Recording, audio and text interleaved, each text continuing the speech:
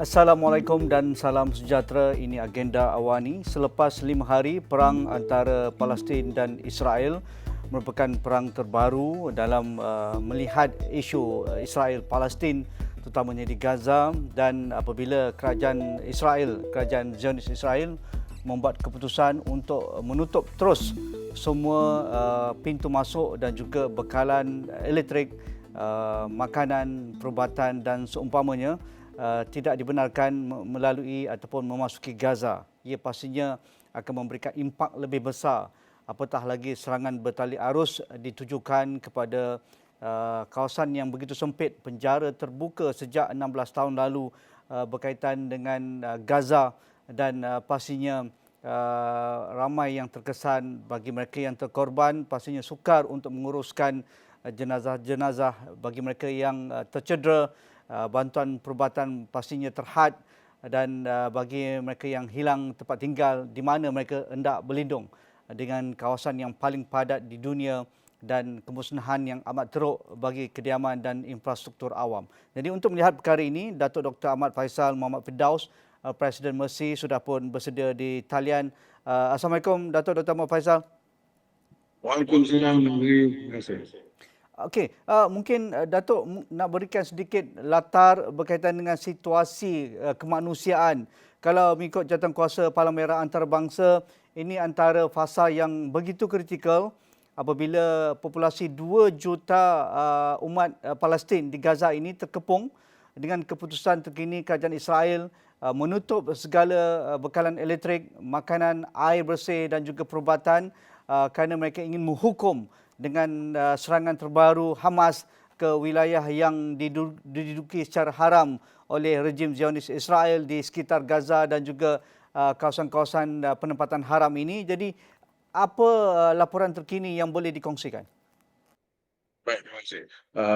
Daripada pihak Bangsa-Bangsa Bersatu, UNRWA, WHO dan juga WFP, begitu juga dengan pihak Palang Merah seperti Nazri sebut tadi, keadaan makin beruncing sehingga kini hampir 145,000 orang telah pun dipindahkan dan telah hilang tempat tinggal di dalam Gaza. Mereka tak ada tempat lain nak lari kecuali di dalam Gaza juga. Kebanyakan daripada mereka, hampir 100,000, sekarang ini berada di sekolah-sekolah dan juga bangunan yang dimiliki oleh pihak Bangsa-Bangsa Bersatu, terutama sekali UNRWA dan juga UNICEF, sekolah-sekolah yang mereka jalankan di sana. Cuma sekolah-sekolah ini pun sebenarnya tidak 100% diberi jaminan yang ianya akan selamat. Cuma setakat ini belumlah ada antara sekolah-sekolah ini yang dibom secara langsung ataupun direct hit, ya, tak ada, belum lagi. Itu yang pertama. Yang kedua, kita harus ingat bahawa latar belakangnya ialah 2.3 juta rakyat Gaza ini telah pun berada dalam situasi disekat ataupun sekatan secara menyeluruh, blockade daripada laut, darat dan udara, sebenarnya sudah 17 tahun. Cuma apabila dalam keadaan yang tidak meruncing seperti sekarang, bahan-bahan asas seperti makanan, ubatan dibenarkan masuk. Tapi dari segi perdagangan, commerce, ya, dan juga perindustrian dan sebagainya, memang ada kekangan sebelum ini pun. Jadi kita tahu misalnya bekalan air bersih yang boleh diminum di Gaza, edible drinking water di Gaza, memang satu perkara yang menjadi masalah besar. Sebab ini memang di bawah kawalan rejim Israel, dan antara air yang ada tu memang ada yang tidak berapa selamat untuk diminum, walaupun boleh digunakan untuk tujuan lain. Ini sebelum perang lagi. Jadi apabila kerajaan Zionis membuat keputusan, terutama sekali bila kita dengar Menteri Pertahanan Israel 2 hari lepas, ya, menyatakan bahawa mereka akan menutup Gaza sepenuhnya, ya, dan melaksanakan kepungan, ya, ataupun siege. Ini dah masuk zaman medieval balik dah, Nazri. Ya, bukan zaman sekarang ni. Ya, jadi dan menghalang kemasukan makanan dan minuman, air bersih dan ubat-ubatan. Ini merupakan satu tindakan yang akan meruncingkan keadaan yang sudah pun runcing sebelum ini lagi. Dan kalau kita menolak tepilah kesan perang itu sendiri secara langsung pun, tindakan menghalang kemasukan makanan dan minuman secara sengaja ini sebenarnya melanggar peraturan International Humanitarian Law ataupun Undang-Undang Kemanusiaan Antarabangsa. Dan ini telah dinyatakan dengan jelas oleh pihak Bangsa-Bangsa Bersatu dan pihak Bangsa Bersatu telah pun mengeluarkan kenyataan bahawa ini sebenarnya in violation, melanggar hak asasi manusia dan Undang-Undang Kemanusiaan Antarabangsa. Jadi kita berhadapan dengan masalah ini sekarang. Prioriti kita sekarang agensi-agensi bantuan kemanusiaan termasuk Mercy Malaysia, dan kita sudah ada pun persatuan yang kecil di Mesir untuk mengaturkan bantuan. Kita sedang beri fokus sekarang ni kepada air bersih, ubat-ubatan, alat-alat perubatan dan juga makanan sekiranya boleh. Cuma feedback yang kita dapat daripada sebelah sana sekarang agak sukar untuk hantar, terutama sekali dalam kuantiti yang besar. Kita sedang mencuba apa-apa stok yang ada dalam perniagaan-perniagaan yang masih berfungsi secara separuh berfungsi, half functioning di dalam Gaza.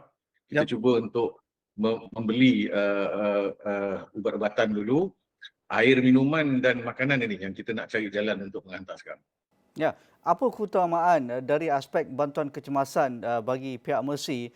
Kerana sejak 1 dekad lalu kita tahu bantuan antarabangsa termasuk UNRWA, termasuk UNICEF dan juga badan-badan kemanusiaan seperti Mercy dan NGO yang lain memang sudah ada pejabat dan juga bantuan kecemasan di dalam Gaza. Tetapi dengan serangan terbaru ini, adakah semua pusat-pusat bantuan ini termasuk dimiliki oleh agensi-agensi di bawah PBB dan juga badan-badan kemanusiaan antarabangsa termasuk Mercy, adakah terkesan kerana kita tahu sekian lama populasi 2.3 juta ini sentiasa mendapatkan manfaat daripada bantuan-bantuan antarabangsa ini, tetapi dalam bantuan kecemasan ataupun fasa kecemasan ini mengapa ia lebih kritikal untuk disampaikan ataupun disalurkan, terutamanya berkaitan dengan air bersih, berkaitan dengan bantuan perubatan, makanan segera yang siap dimasak untuk disalurkan bagi ratusan ribu yang hilang tempat tinggal sekarang? Ya, ini sangat-sangat penting, Nazri. Jadi balik pada soalan Nazri itu, untuk jangka sederhana sebelum ini pun setengah-setengah organisasi seperti Mercy Malaysia telah pun bertindak menjalankan projek air bersih, air bersih di dalam Gaza sebelum ini lagi. Sebab kita tahu bahawa ini merupakan satu masalah yang besar. Hasil daripada projek-projek ini yang bukan hanya dijalankan oleh Mercy, juga oleh beberapa badan-badan lain termasuk NGO lain daripada Malaysia. Keadaan sekurang-kurangnya adalah juga air bersih sekarang yang masih ada dalam simpanan di Gaza yang boleh diminum untuk jangka masa yang terhad sahaja ke hadapan. Kalau tak ada projek-projek ini dulu, memang keadaan akan lebih meruncing. Tapi sekarang ini, dengan pengeboman yang ada, betul seperti Nazri sebut itu, pusat-pusat bantuan dan juga pusat-pusat pengedaran atau distribution centers yang dimiliki misalnya oleh PBB, agensi-agensi di bawah PBB juga terkesan.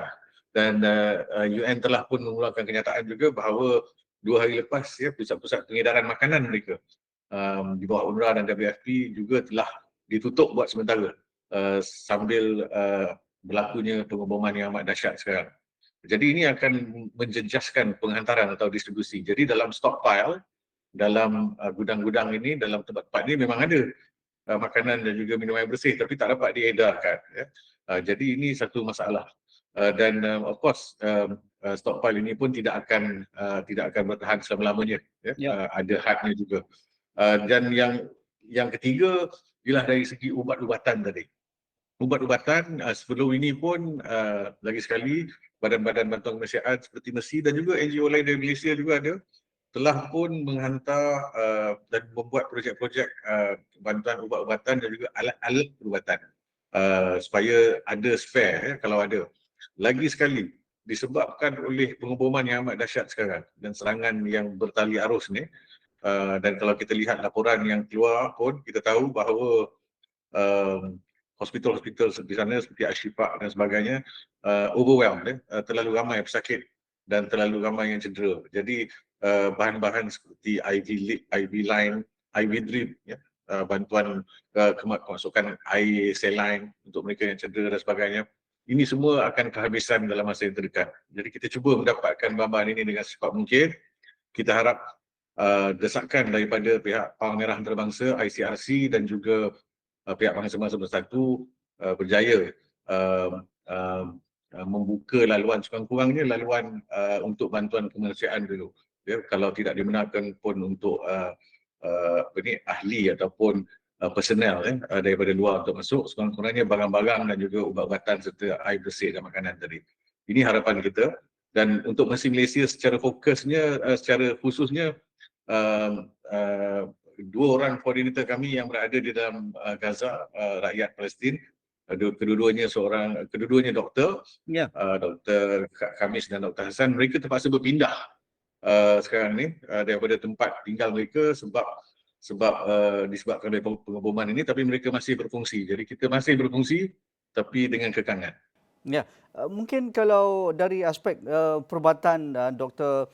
Ahmad Faisal sendiri, pakar perubatan, dan juga rakan Mercy yang berada di Gaza merupakan pakar perubatan. Jika hospital utama di Gaza overwhelmed ataupun terpaksa menerima mereka yang cedera atau ingin mendapatkan rawatan dengan skala yang begitu besar dan begitu ramai, dan dengan sekatan terkini yang diberikan oleh rejim Zionis, tiada bekalan elektrik, tiada air bersih dan juga makanan dan bekalan perubatan.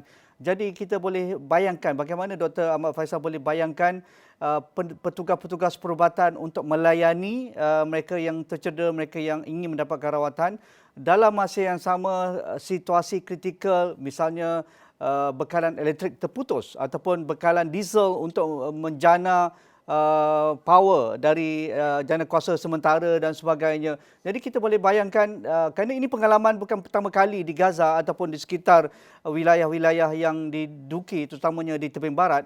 Adakah ini akan menjadi lebih parah jika perang ini lebih lama berterusan antara Israel dan Palestin?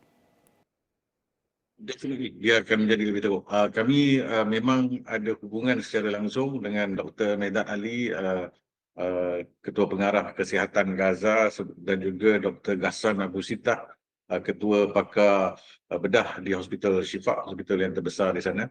Dan buat masa ini, mereka masih boleh berfungsi sebab masih ada sumber tenaga yang khusus untuk mereka yang belum diputuskan. Terputus nanti, bekalannya terputus, memang tak ada pilihan lain kecuali menggunakan generator yang memerlukan diesel, yang memerlukan minyak.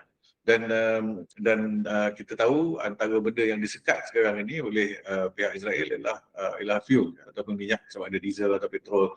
Jadi ini akan mendatangkan masalah yang sangat besar, dan ini akan boleh menyebabkan pesakit yang sepatutnya boleh diselamatkan akibat daripada kecederaan itu tak dapat diselamatkan nanti. Atau mereka yang 50-50 dalam keadaan yang 50-50 tidak akan dapat peluang itu sebab pembedahan tak dapat dilakukan, atau kalau boleh dilakukan pun rawatan selepas pembedahan tak dapat dilaksanakan dan sebagainya. Ini akan menjadi satu malapetaka yang besar sekiranya ini dibenarkan berlaku. Lagi sekali kita berharap nanti apa yang sedang diusahakan di belakang tabir oleh pihak agensi bantuan kemanusiaan antarabangsa, dan kita dah dengar beberapa orang pemimpin dan kemanusiaan. Of course, lobbying ini, usaha melobi ini bukan hanya dilakukan di peringkat UN, di Bangsa-Bangsa Bersatu, tapi juga sedang dilakukan juga di ibu negara yang berpengaruh ke atas rejim Zionis, seperti di Amerika Syarikat, di UK, di Turki dan sebagainya, supaya pemimpin-pemimpin di sana mungkin dapat mempengaruhi kerajaan rejim Zionis untuk membenarkan nanti bantuan-bantuan spesifik ini. Kalau tak dibenarkan bantuan menyeluruh pun, bantuan-bantuan spesifik ini dibenarkan masuk.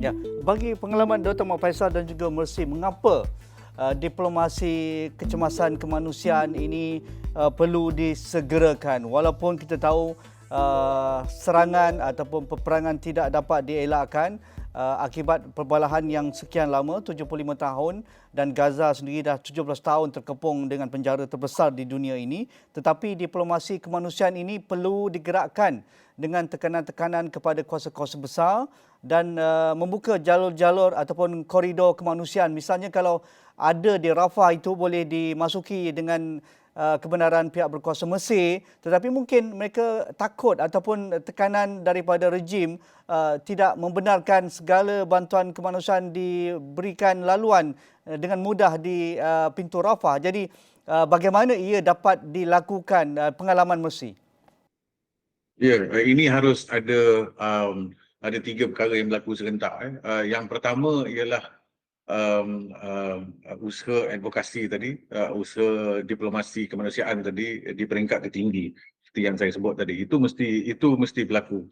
Dan ia juga mesti mendapat sokongan dan didukung oleh agensi-agensi terbesar antarabangsa seperti agensi-agensi bangsa-bangsa bersatu, WHO, UNICEF dan sebagainya, dan Palang Merah Antarabangsa, sebab mereka ada pengaruh di peringkat antarabangsa yang besar dan disokong oleh agensi bantuan kemanusiaan seperti Mesir, seperti Save the Children dan sebagainya. Ya. Yang kedua ialah kita juga akan melakukan advokasi. Ini saya sebut kita ni sebagai secara umumnya bukan hanya kepada agensi bantuan kemanusiaan tapi juga kepada masyarakat seluruhannya dan juga media bahawa kita juga harus menjedarkan masyarakat antarabangsa secara umumnya bahawa walau apa pun yang telah berlaku ya sewaktu serangan di Gaza tempoh hari di Israel tempoh hari pada 7 hari bulan Oktober ya dan apa pun kesannya pada rakyat Israel di sana ya, itu sebenarnya tidak membenarkan ya, tidak juga sepatutnya mengiyakan penderaan secara kolektif yang keseluruhan ini dikenakan ke atas seluruh rakyat Gaza ya. Ya. Dan yang terutama sekali ke atas mereka yang tak berdaya seperti orang tua, kanak-kanak dan wanita yang hamil dan sebagainya. Kita tahu daripada lebih 900 orang yang telah pun terkorban di Gaza akibat pengeboman sekarang ini, lebih 200 adalah daripada golongan kanak-kanak. Ini satu nisbah yang terlalu tinggi ya, dan ini akan berterusan. Yang ketiga ialah ini adalah fokus untuk badan-badan tertentu seperti badan-badan yang lebih fokus kepada hak asasi manusia dan juga hak warga dalam perang mengikut undang-undang kemanusiaan antarabangsa ataupun International Humanitarian Law. Jadi ini di bawah ICRC dan juga badan-badan seperti Amnesty International dan sebagainya. Mereka harus mengingatkan semua pihak yang bertelagah, tapi dalam kes ini sebab yang dikenakan kepungan ini adalah Gaza, yang mengenakannya adalah rejim Zionis, bahawa semua pihak boleh dipertanggungjawabkan ya di kemudian kelak selepas berakhirnya peperangan ini ya, di peringkat pengadilan antarabangsa ya, sekiranya berlaku jenayah terhadap kemanusiaan yang boleh dibuktikan. Dan seperti yang disebutkan tadi ya, menghalang kemasukan makanan minuman secara sengaja adalah salah, adalah satu kesalahan besar ya, di bawah undang-undang kemanusiaan antarabangsa untuk conduct in war ya, ataupun cara kita berlaku dalam peperangan. Jadi ini sangat-sangat penting sebab ini akan mengadakan tekanan, pressure seperti Nazri sebut tadi, bukan hanya ke atas rejim Zionis, tapi juga kepada memberikan sedikit tekanan, contohnya kepada kerajaan Mesir ya, yang mengawal sempadan Rafah. Untuk pengetahuan dan juga untuk keadilan, ya, kita tahu yang setakat ini kerajaan Mesir tidak dengan sengaja menutup laluan Rafah dan mereka sebenarnya membenarkan berlaku perjalanan di antara Rafah yang terhad untuk mereka yang telah pun mendapat kelulusan.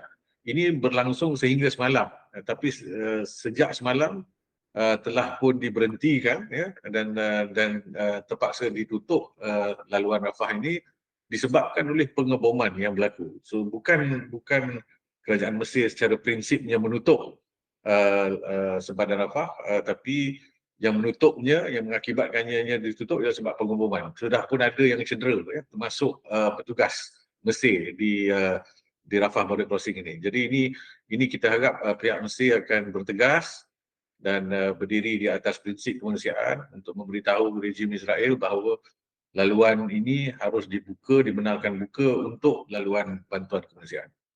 Pengalaman Mercy juga sentiasa tidak silo ataupun tidak bersendirian untuk memasuki kawasan-kawasan yang terkesan akibat bencana alam dan perang ini.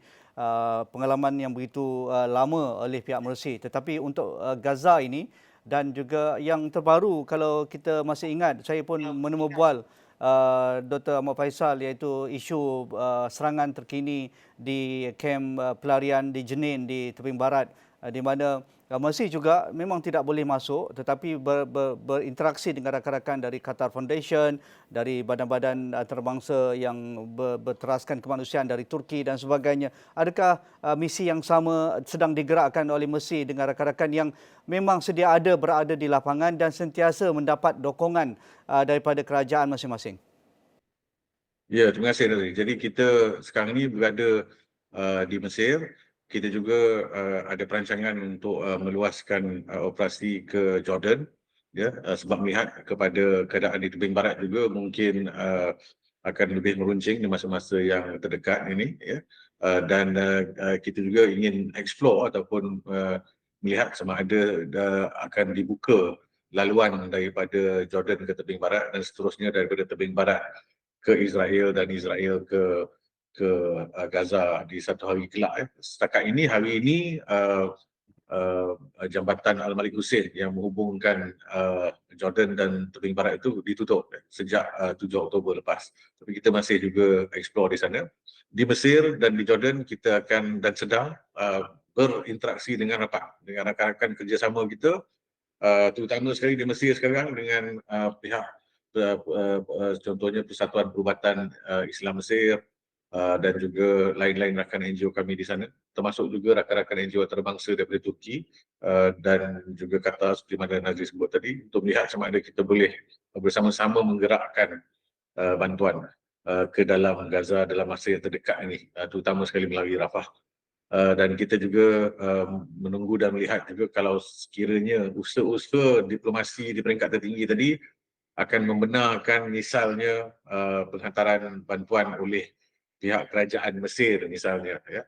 Dan kalau itu berlaku, kita juga mungkin akan menimbang untuk menghantar bantuan melalui laluan itu, ya. Dan seperti saya sebut tadi, kita juga sedang melihat keadaan di tebing barat dan melihat sama ada tidak peluang untuk menghantar bantuan melalui sana. Kita juga sedang berhubung dengan rakan-rakan kerjasama kita di United Kingdom misalnya. Kita ada organisasi kecil Mesir di sana, Mesir Humanitarian UK, dan juga kita ada rakan-rakan kerjasama di United Kingdom juga. Buat masa ini laluan of course masih ditutup, tapi sekiranya laluan daripada Israel ke Gaza nanti dibuka melalui laluan Karim Shalom dan Eretz, ya, kita mungkin juga akan menimbangkan menyalurkan bantuan melalui rakan-rakan kerjasama di United Kingdom sekiranya mereka dibenarkan menghantar bantuan. Jadi kita sedang melihat semua possibility ataupun laluan ini, sama ada daripada Mesir, daripada tebing barat dan juga daripada Israel, tapi itu akan mengambil masa yang ketiga tu kemungkinan besar akan mengambil masa yang lebih lama. Dan kita mengharap sangat yang laluan Rafah akan dibuka secepat mungkin. Okey, akhir sekali bagi Dato' Dr. Ahmad Faisal, bagaimana rakyat Malaysia dan juga rakyat dunia keseluruhannya boleh bersama-sama dalam misi Malaysia ini bagi meringankan dengan segera di fasa kecemasan ini untuk membantu mereka?